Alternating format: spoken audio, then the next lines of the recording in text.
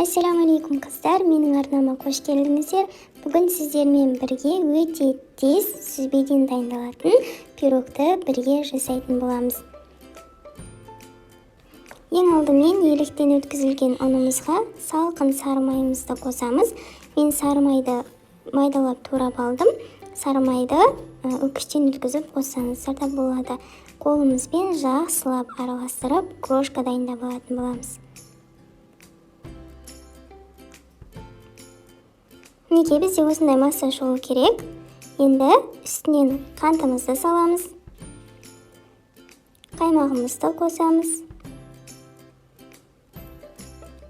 Бір дана жұмыртқаның сарысын қосамыз. Кішкене тұз және де бір шай қасық разрыхитель қосамыз.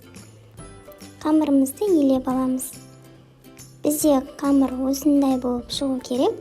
Қамырымызды бір үлкен, бір кіші етіп, екі бөлікке бөліп аламыз. Бетін жауып, тоңазытқышқа салып қоямыз. Салмасын дайындаймыз. Ыдысымызға құрғақ сүзбемізді саламыз. Қантымызды қосамыз және де бір дана жұмыртқаның ағын қосамыз. Шанышқымен жақсылап араластырып аламыз. Бізге ешқандай блендердің қажеті жоқ. Шанышқымен араластырып та өте дәмді, керемет пирог дайындауға болады. Неге бізде осындай консистенция шығу керек? Енді қамырымыздың үлкен бөлігін алып, өзіміздің табамызға лайықтап жайып аламыз. Менде табаның размері 30-да 30. Жайып алған қамырымызды май жағылған табамызға орналастырамыз. Артық жерлері болса, жетпей қалған жерлеріне кесіп алып, дәл видеодағыдай бір келкі етіп қамырымызды жайып алатын боламыз. Енді қамырымыздың екінші бөлігін жұқалау етіп жайып аламыз. Бұл бізге пирогтың бетіне узор жасағанға керек болады. Осылай оқтайдың немесе сызғыштың көмегімен ұзынша етіп қамырымызды кесіп алатын боламыз.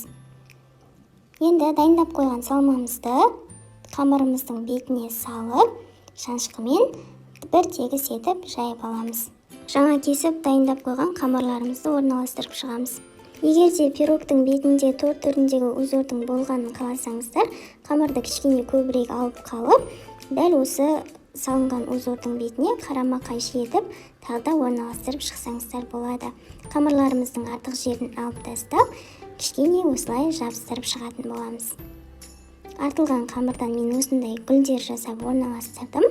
Өз қалауларыңыз бойынша, өз фантазияларыңыз бойынша неше түрлі әсемдеулерді қолдансаңыздар болады. Пирогтың үстінен жұмыртқаның сарысын жағып шықсаңыздар да болады, бірақ та жағу міндетті емес. 180 градуста 35-40 минут пісіріп аламыз. Неге қыздар, біздің пирогымыз дайын болды, әп-әдемі болып шықты. Мен жұмыртқаның сарысын жаққан жоқпын, сонда да қызарып, әдемі болып пісіп шықты.